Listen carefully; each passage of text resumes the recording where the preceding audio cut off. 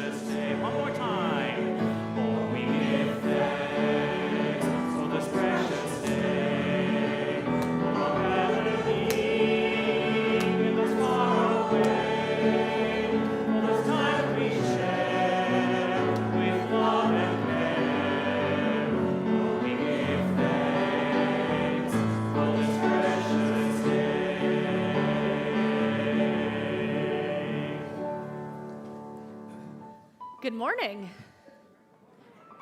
Welcome to First Unitarian Church of Rochester. There is no better place to be. We love our crosstown siblings at the Universalist congregation, but I am so very glad to be here with all of you. Here at First Unitarian, we are a people with a purpose, and our mission is through spiritual connection in community. We listen deeply to others and ourselves. We open to wonder and transformation, and we serve together with love and humility. We gather here on Sunday mornings on the ancestral and contemporary land of the Haudenosaunee people, the keepers of the western door of the Seneca. And if you came to church today because you're worried about yourself or someone else, I invite you to connect with our pastoral care team. Mary is sitting in the back right now in purple with a stole like mine. It's white, sort of a color inverse of what I'm wearing. And she's here for you if you'd like to talk. If you're new or newish, I invite you to connect with us at our welcome desk or in the chat. Let us know that you're here. Help us help you go deeper and get connected. And everything we do here takes a whole bunch of people to hold a whole bunch of roles. So right here, right now, well, I'm one of the worship leaders. I'm Reverend Shari, and I use them and they pronouns, and I'm one of the ministers that serves this congregation. But today we've also got Amanda and EJ, and then Reverend Lynn Acquafondata, who, well, she's not exactly a guest preacher because she's a part of our congregation. She's a community-affiliated minister, a Unitarian Universalist minister, and she's preaching today. We've got the ukulele orchestra. We've got the choir. We've got John Randall on bass and Timothy Vi on flute. And the First Light Players, our theater company, are doing a scene, and Pablo's doing everything. And, yeah.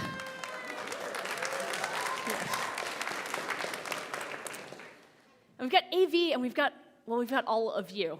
And it's not just Sundays that we do something like this. That mission that I spoke of, what it means to be a church together, that takes all of us. And we had a huge example of that last Monday at the Eclipse.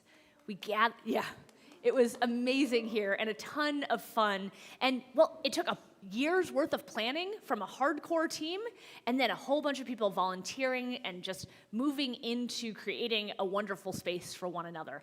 And so I want to invite you to raise your hand or stand up if you were part of what helped make, if not the Sun and the Moon's movement, helped make what happened at First Unitarian possible. So if you helped in the worship making music, if you helped greet people, if you helped do anything at all, including the gift of presence, I invite you to rise so we can just give you a huge round of applause. Yes, you carried stuff in for me. Yeah.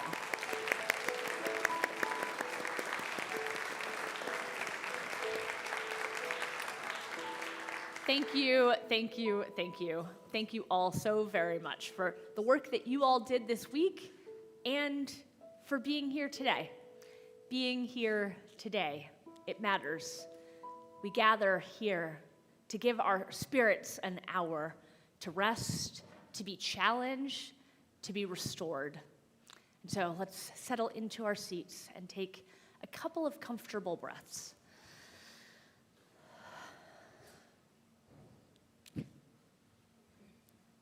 And together we'll light our chalice with our unison words. Arlen's gonna physically light our chalice.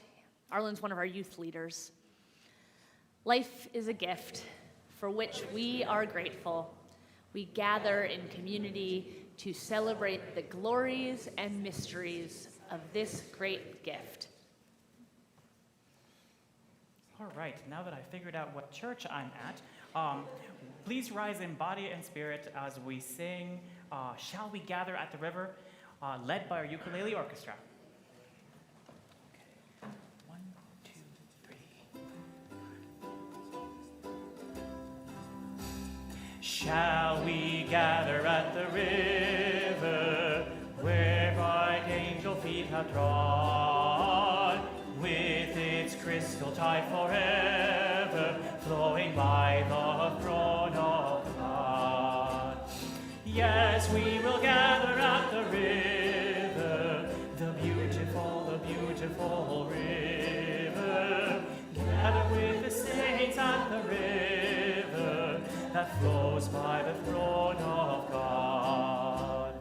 On the margin of the river, washing up its silver spray, we will walk in worship ever, all the happy golden day.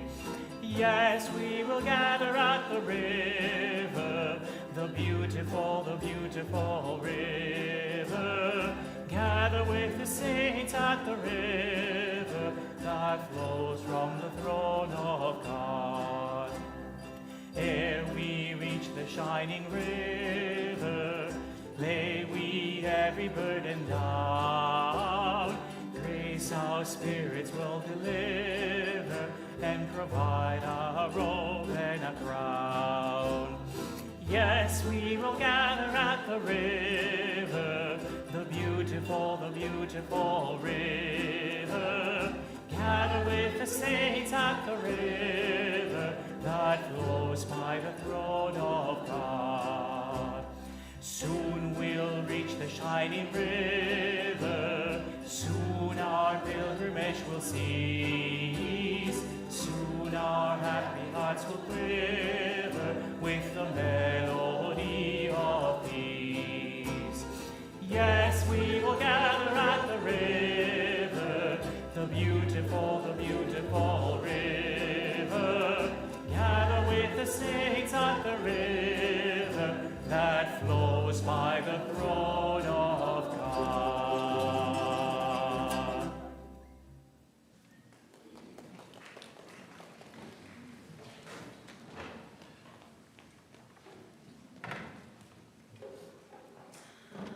Hello. So wonderful to see you. New friends and friends I'm getting to know still. Newer, or slightly less new, since I have just been here since the fall. But wonderful to be with all of you this morning. And I just noticed that we were singing about God, which I think is an interesting thing for Unitarian Universalists. We don't always do that. But I think it's, we have theists among us, people who definitely believe in God. We have atheists, agnostics among us. But I think something that's so beautiful about our community is that we can come together to touch the many different beliefs that exist within our community. And I'll tell you that as the director of religious education, I really like when we mention God in our worship. Because I think it gives us a chance to talk with our children about the many different words that are out there and ideas that there are to discuss. So, I am really excited about something that is happening in our community. It's a play called The Glowing Halo, and it's being put on by our very own First Light players. Did you know that we have our own theater company here at First Unitarian? Whoa, amazing. Like I think almost 50 years old, this theater company is to us. And a glowing halo, I wonder what that makes you think of. A glowing halo, yeah. A solar eclipse. That's exactly right. And this play is about an eclipse. It's about an eclipse that happened almost 150 years ago in 1876 or 78. And it's about some scientists, a few different scientists who had different ideas about what was going on out in space. A planet, just 20 years before, a planet had been discovered, the planet Neptune, which definitely exists.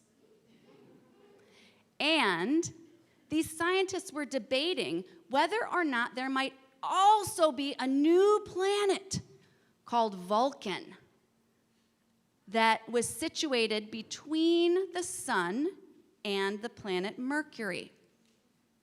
So we're going to get to see a scene from the play where a few of these astronomers, a few of these scientists kind of have a debate. Some of them think that this planet Vulcan definitely exists, and some of them think it doesn't. And I mean, we didn't say this morning, but isn't that why we come to church, right? Isn't that why we come to church? To bring all of our different understandings, all of what we have figured out so far about what's true, so that we all might grow together toward a greater truth. So that's what these scientists are doing, and they're right in the middle of it. So let's see what they're talking about.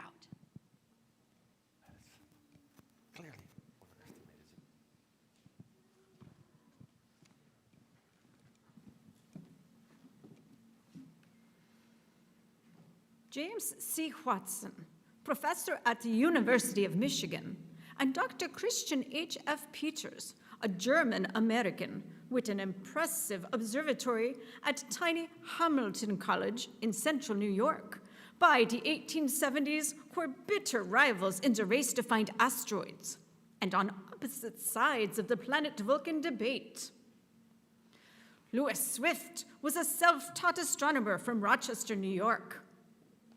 Both Watson and Swift traveled to the American frontier to observe the great North American eclipse of 1878 in the path of totality, 200 miles apart from each other.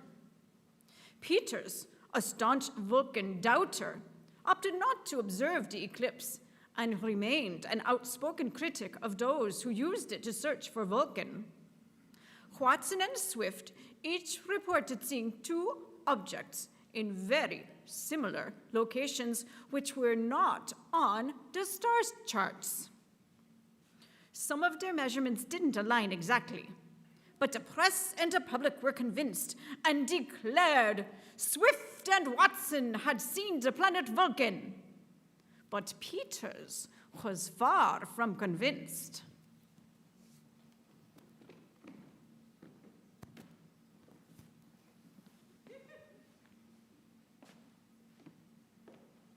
Now that we have all experienced this eclipse, I should like to point out that of all of the observers of Vulcan planet, only these two have reported seeing anything unusual.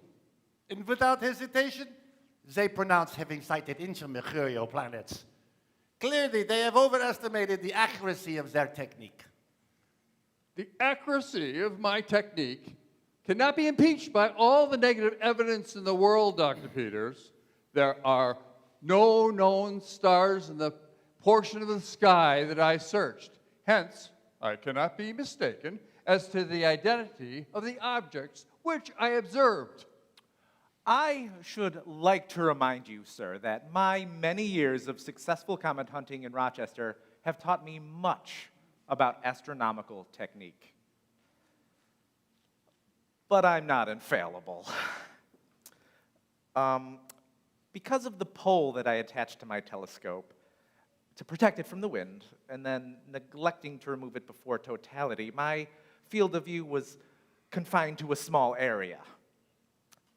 But as I swept this region, I ran across my prey. This may have been the same object seen by Professor Watson. So to my blunder, we owe the discovery of the stranger that we call Vulcan. I do not wish to impugn your technique, Mr. Swift. However, I should like to suggest that what you think you observed may be due to wishful thinking on your part. One would go so far to assert that those objects were somewhat imaginary. Perhaps while trying to release your telescope from that strange yoke you tied it to, you may have moved your lenses to a different star group entirely. Or perhaps the strain of the pole against the tube moved your lenses, making them see double. I don't think so. That's impossible. Anyhow, clearly, Professor Watson and Mr. Swift's observations do not confirm, but rather contradict one another. Neither one of them affords true, really, that intermercurial planets have been observed.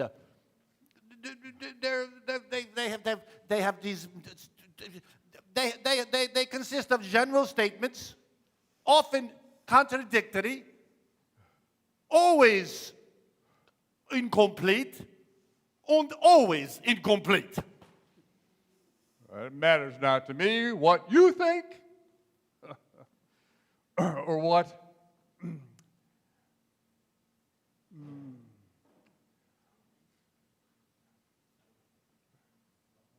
or what motives prompt your action, Dr. Peters. I know whereof I affirm. Whether or not the two new objects that I observed were intermercurial planets, I cannot positively assert, but I certainly can say that I was able to find them. I hope to be able to give before very long good reasons for the fate that is in me.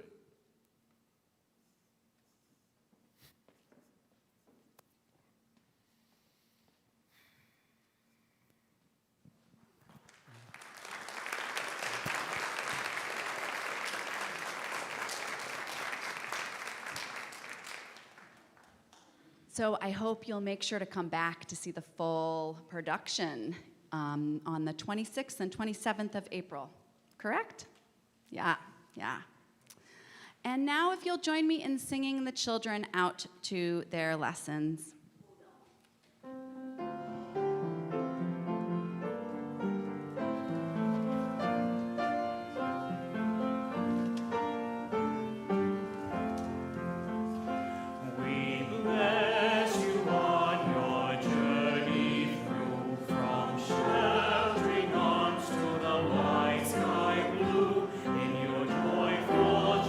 And your sad times too, you bless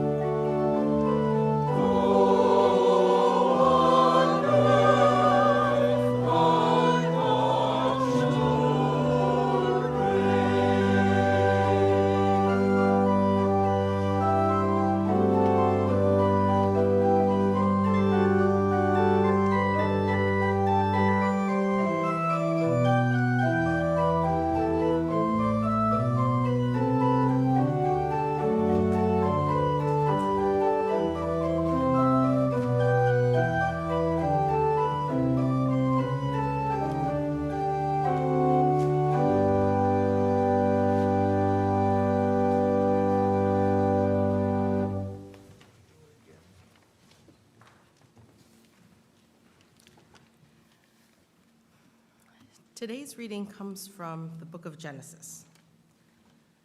The Lord saw how great the wickedness of the human race had become on the earth, and that every inclination of the thoughts of the human heart was only evil all the time.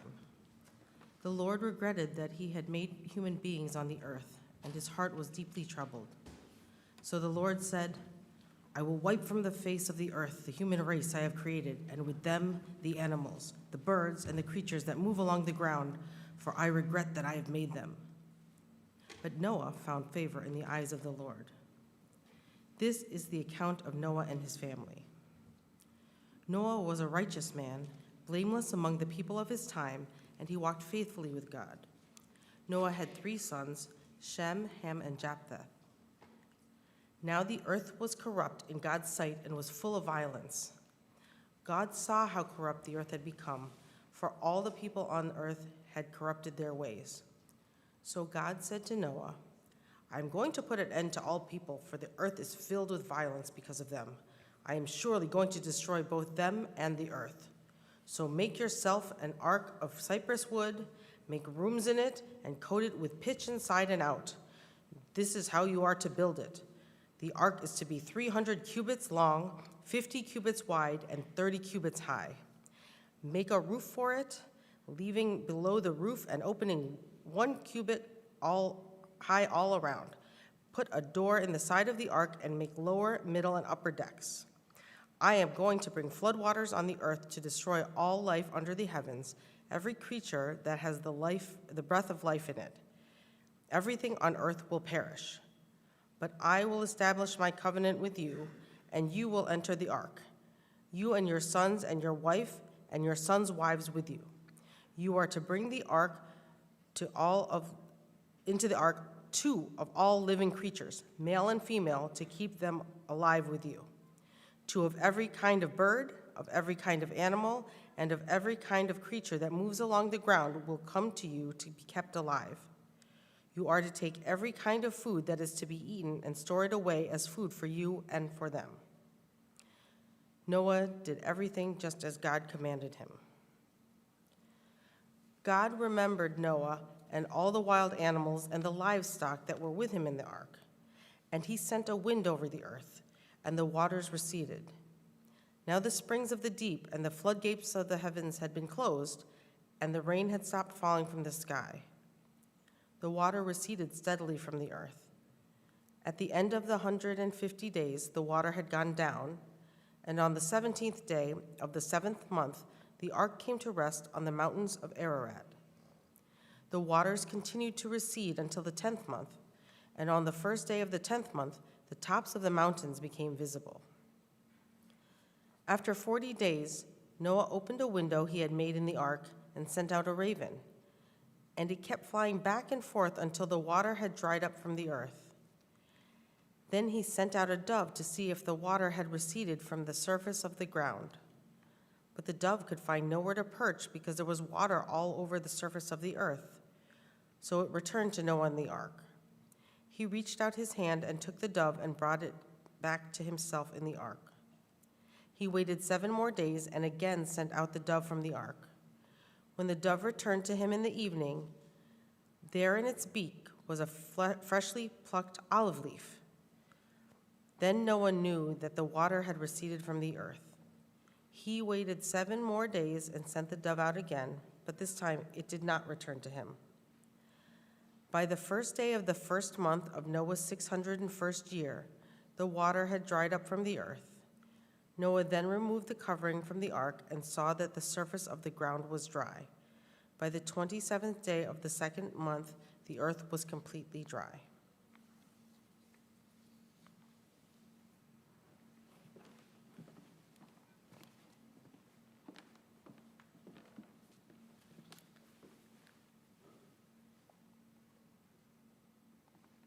Please join me in the spirit of prayer and meditation. Spirit of life, God of many names and pronouns beyond the power of patriarchy, let the mystery unfold. Always incomplete, none of us has a monopoly on the truth. Here in community, may we be held by a wholeness that knows that none of us must hold our burdens alone. Bringing to this space the challenges of our lives, the weight of illness of mind or body, grief or loneliness, addiction, and greed. None of us must hold our burdens alone.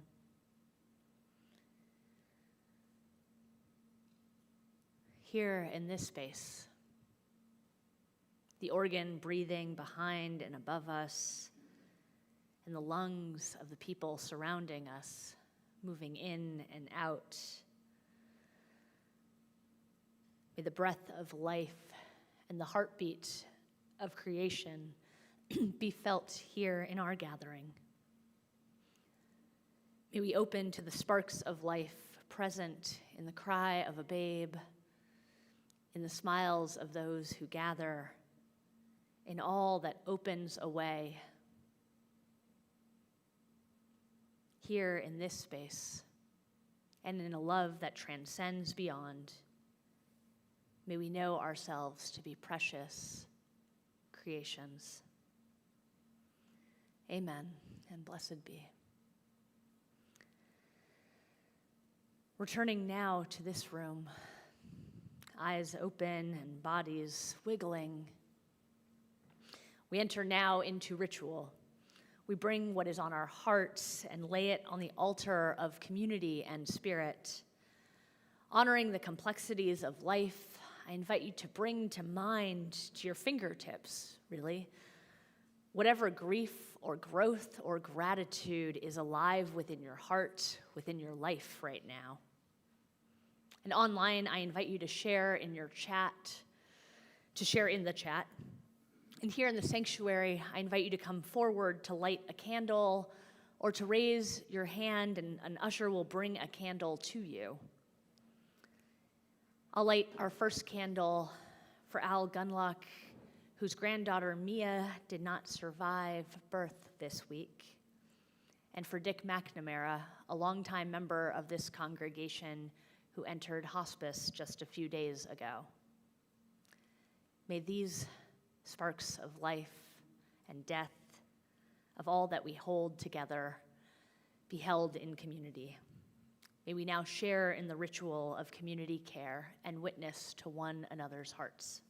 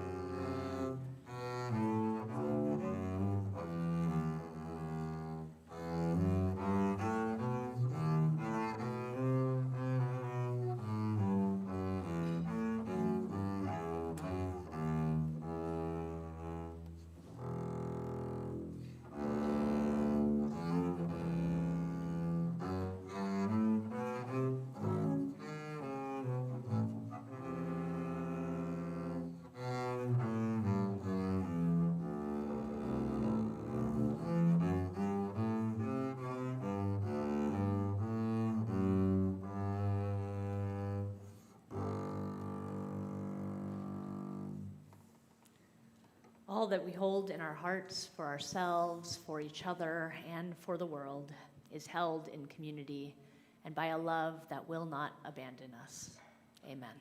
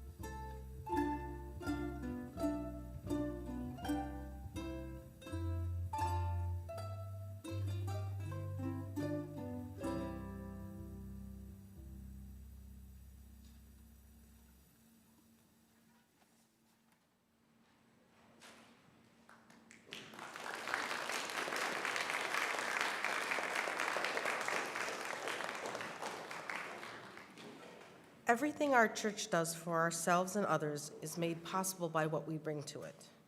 Each week, we practice shared generosity to support the work and witness of Unitarian Universalism in Rochester, and half of our Sunday offering goes to a partner organization working to create a more just and loving world. Today, we share our plate with the Rochester Spinal Association, dedicated to enhancing the quality of life of all people living with spinal cord disability. And in early 2021, RSA chose to focus on people with spinal cord injuries due to gun violence. In the past 2 years in Rochester, there has been approximately 1 new spinal cord injury due to gun violence every month. In the spirit of abundance and generosity, our offering will now be received with gratitude.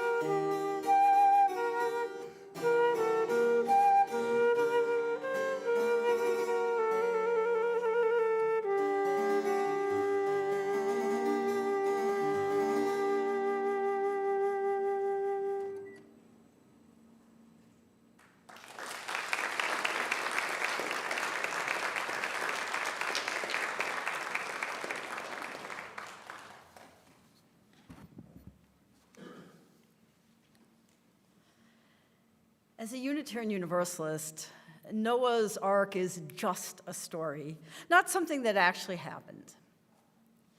But stories hold transformative power.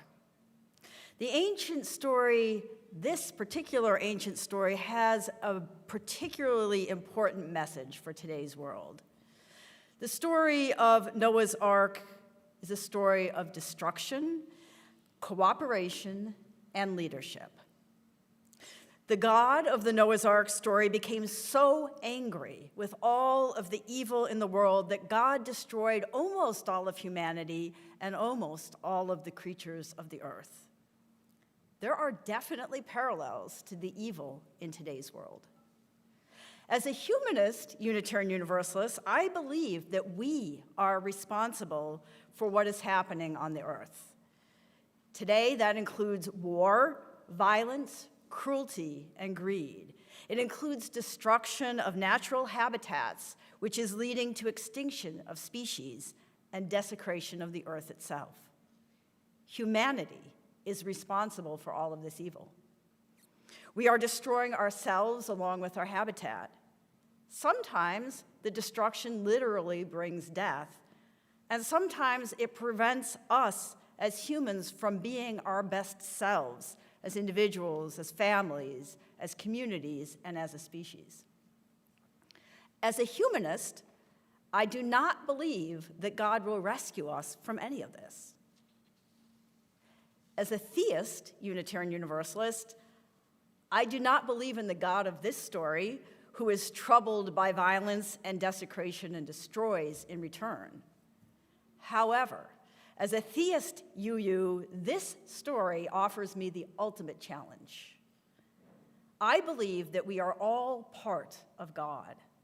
God needs our hands and our feet and our mouths to bring love and healing into this world. I believe in a God who cannot force us to do any of this, and a God who cannot operate apart from us. God can only be all-powerful when we allow ourselves to be completely connected to and led by God. We have a choice. One of my favorite internet stories is a modern-day flood story that I will share with you. You might have heard of it, but there is a levee that breaks, and the waters begin to rise. And the people of the city flee, many of them driving in cars, some of them walking, riding bikes, some of them flying. They're leaving to get out of the way of the floodwaters that are coming. But there's one person who stays. There's always that one person. This person doesn't see any need to leave. This person believes God will save them. But the floodwaters rise, and they fill this person's house. But no big deal. This person climbs up onto the roof, gets a lawn chair, has a martini in their hand, and it's just sitting there, relaxing, watching the waters rising. So a woman in a canoe comes along and paddles up to the edge of the roof and offers for this person to get in the canoe. But the person says, "Oh, no, God will save me." So she paddles on to safety. And then a man in a speedboat rooms up to the side of the house. By now, the water is at the edge of the roof. And the man in the speedboat offers for this person on the roof to join him in the boat and to ride away to safety. But the person on the roof shakes their head and says, "Oh no, God will save me." So the speedboat goes away. Well, the waters continue to rise. They're rising so high that they're at the bottom of the lawn chair, and the person has to stand up to make sure that the lawn chair doesn't get swept away. At this point, a helicopter comes, and a soldier in the helicopter lets down a rope ladder right next to the person on the roof, says, "Grab hold, I'm going to save you, we'll fly away to safety." But once again, the person on the roof shakes their head, says, "Nope, I'm fine, God will save me." The waters continue to rise. They rise until they cover the person all the way to their waist. They're moving up to their chest. And then a dolphin swims by. This dolphin says, "Arr, arr, arr." And the person knows what it means. And they say, "Are you kidding me? I'm not getting on your back. I'll get too wet." And the waters continue to rise, and they're almost covering the person's head. And the person, through gulps of water, cries out to the heavens, "God, God, why did you not save me?" God booms down from heaven. "Save you? Save you? I sent you a canoe. I sent you a speedboat. I sent you a helicopter. I even sent you a dolphin. What more did you want?" The person sinks below the water and is swallowed by a giant whale and is in the belly of the whale for 3 days and 3 nights.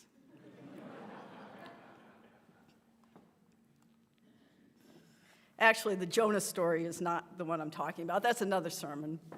However, Jonah in the belly of the whale is kind of important because it's a story about liminal space. Now, liminal is one of my favorite words that I learned in seminary. My least favorite word is hermeneutics. Why is it my least favorite word? Because every time I heard that word, I had to go look it up again because I could never remember what it meant. It probably has something to do with this sermon. I don't know. All you biblical scholars out there can tell me later. But back to liminal. Liminal is transitional space. It comes from the Latin word limen, which means threshold. So it is the space between one place and another. It could be a doorway, it could be a hallway, it could be a bridge, it could be a garden with freshly planted seeds, or a cocoon. The cool thing about liminal space is it doesn't actually have to be a physical place. There are also liminal times. New Year's Eve is that time between one year and the next. Birthdays are the time between one age and the next.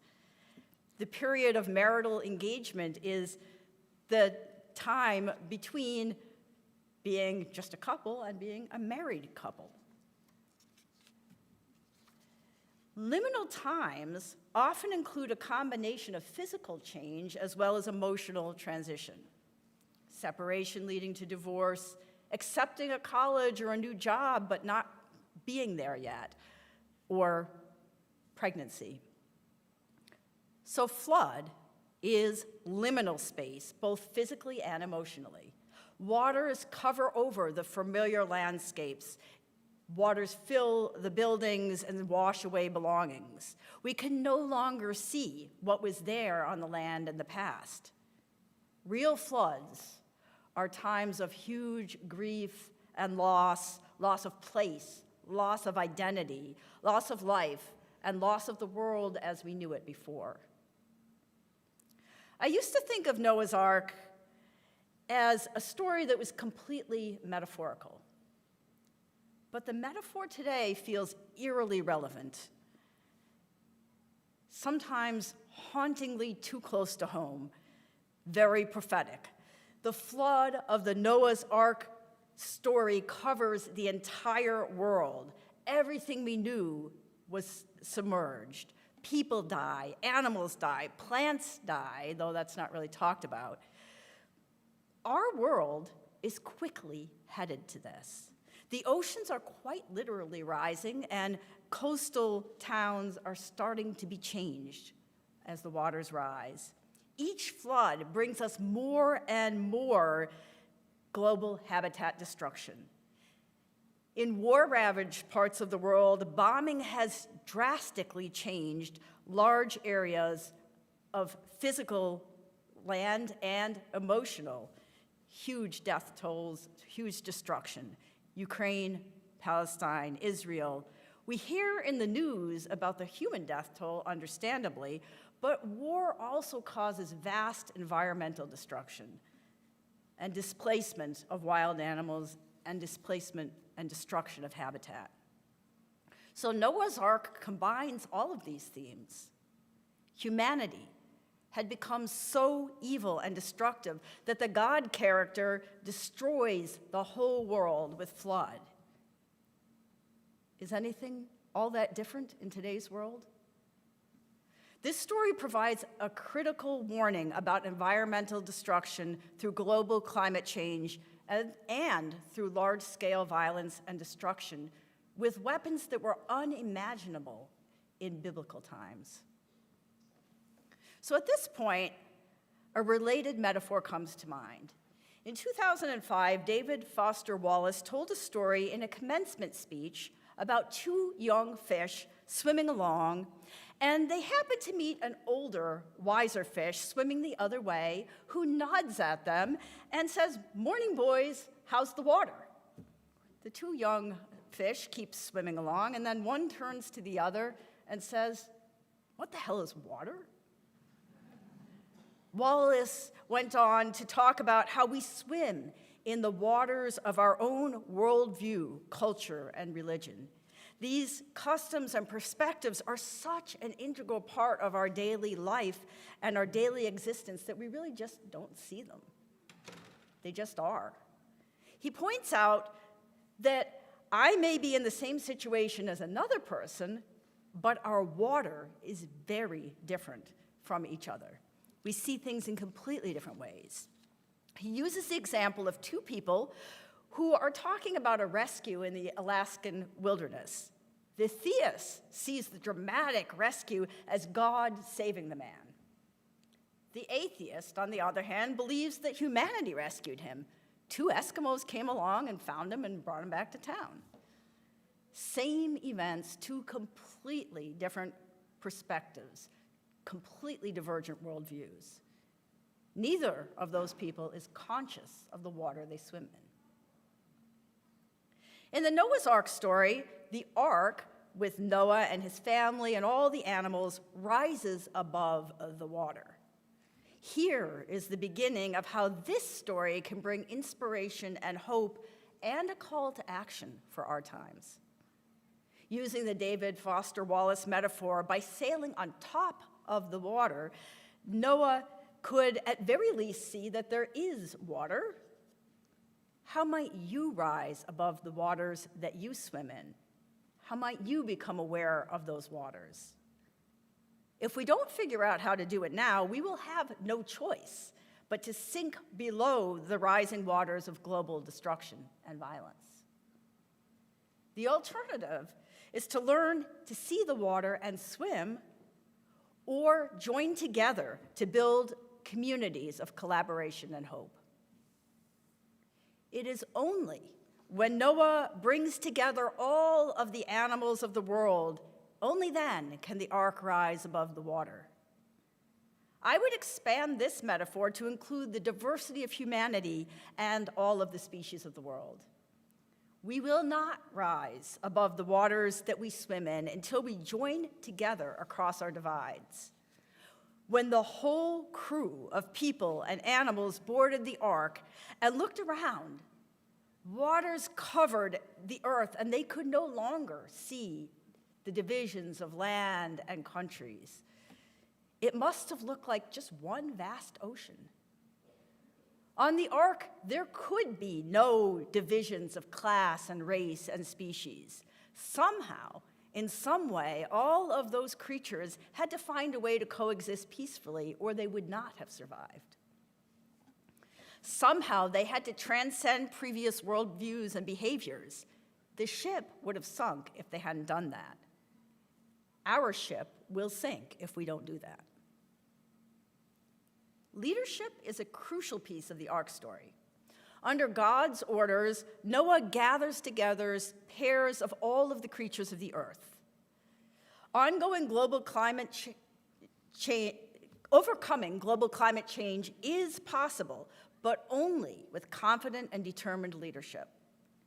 People who can bring the world together across vast differences of culture, religion, and worldview. In our UU faith, we have historically not had just one leader, but many, many leaders working towards similar goals. We need leaders with visions and skills to get the world organizing and moving in the same direction. And take a breath before I say this next part. I believe that we also need leadership across species. What can other intelligent life bring to the world if we reach out in humility and in collaboration? The whales, the chimpanzees, the elephants, the dolphins. Are other species actually trying to lead us already, but we're not listening, or we don't know how to listen? As a theist, my God wants to help us, but we keep looking away, expecting somebody else or something else to save us. We do not allow ourselves to accept our own role in our survival, or we accept a role, but we act as though we cannot do it alone. As though we can do it alone, I'm sorry. Sometimes I wonder if an all-powerful God could clean up our atmosphere, could reverse global climate change in an instant. It sounds amazing. But actually, maybe it wouldn't be amazing. Why? Because if God handed salvation to us, we humans could, and we probably would, go ahead and repeat all of those cycles of destruction over and over again. If we have in the back of our minds that we can do anything and God will save us, we will be lost. If we are hopeless and believe that there is nothing left, nothing at all left that we can do, the earth will be destroyed. If instead we understand the impending global tragedy and we believe that anything is possible, we can learn how to overcome these divisions between us. We can learn to come across these divides and save the earth. And if we do that, we will be changed as a species. We will have moved to a new level of consciousness across connections, across race, religion, culture, worldview, and species. If we persevere and change as a species, we will not be able to repeat those cycles of violence and destruction. We are at a major watery crossroads. Our survival is not guaranteed. However you want to interpret that God character in the modern-day flood story to fit your theology, however you believe in that or don't, God gives that person 4 tries. I see the person on the roof as a part of each one of our inner souls. It's the part of me who wants to deny that there are any problems in my life or in the world. The part of me who waits for someone else to solve my problems, for someone else to change the world and rescue me. But each one of the Good Samaritans is also a part of me. The woman in the canoe, the man in the speedboat, the soldier in the helicopter, and the compassionate dolphin. They are parts of me that go out of my way to help others, sometimes taking risks, sometimes sharing my supplies. We need to transcend all of these characters and learn to ride on the back of the dolphin together. So in practical terms, what does that look like in today's world? How do we set out on a journey to survive the coming floods and transcend all those divisions between us? Change is hard, and it takes risk. The Noah character and his family took a tremendous risk, building a huge ark for a flood that hadn't happened yet, and then leading animals on board and stocking it with grain and food. They didn't know if the plan would succeed. They followed a vision, and eventually that vision led to a treacherous journey that then ended in sending out a dove that came back with an olive branch, a sign of dry land. The branch of peace that dove brought back led to fertile lands and new life. The waters receded, and they started a new life that transcended the previous worldviews and behaviors. If Noah and his family didn't take that risk, change would have come in the form of them dying under the floodwaters. In our world today, it's going to take large effort on our part, and that effort has to happen now. We can't wait for others to step forward and do the work. We need to connect across divides and heal the world. That means getting involved in community projects beyond just our own family and our own church. Our lives are so full and so busy, and it's easy to say there just isn't enough time, or this isn't the right time in my life.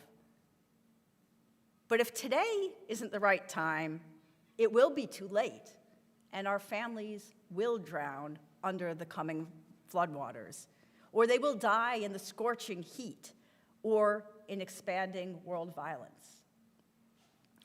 Our relatively comfortable lifestyles are time limited. We are being thrown into an epic journey, whether we want it or whether we don't.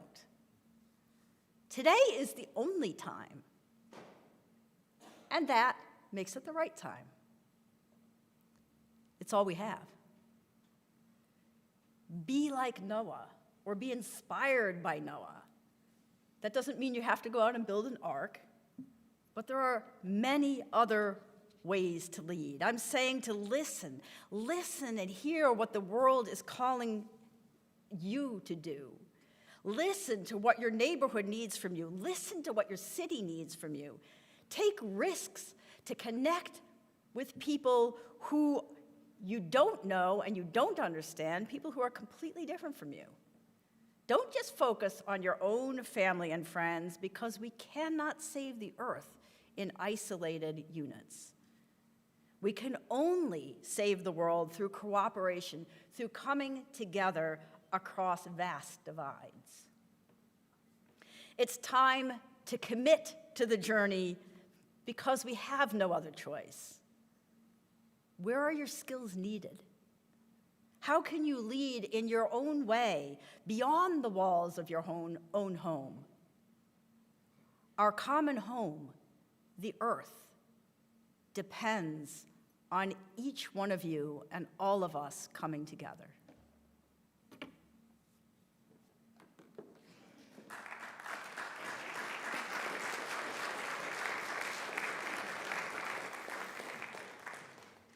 Please rise and body your spirit one more time as we sing together Blue Boat Home.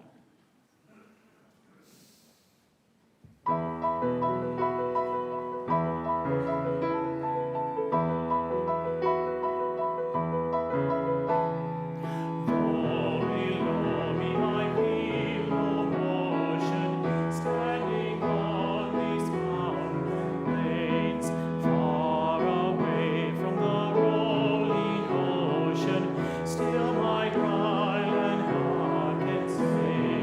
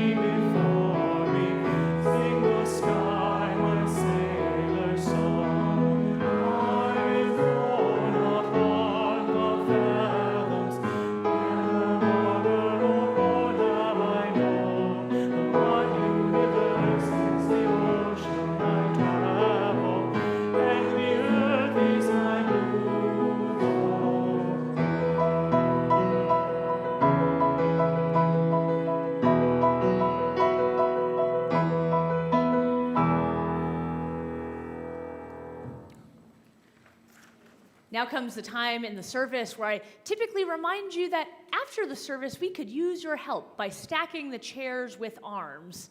And we really could use your help. But like the God that will not save us without our participation, here at church this week, we currently have no custodial staff. And so if you're so moved after the service to go check a bathroom and see if there's toilet paper and let us know, or tie up a garbage bag, that would be really helpful. We're all practicing how to do all of this together. It is so good to be at church with all of you. So I invite you to join me in our unison words as we extinguish our chalice. We extinguish this flame, but not the lighted truth, the warmth of community, or the fire of commitment. These we carry in our hearts until we are together again. We are on an epic journey. Whether we like it or not, we are on an epic journey. Go forth and take leadership. Reach out beyond your comfort level. Seek to understand across the divides. Go forth in love and in hope.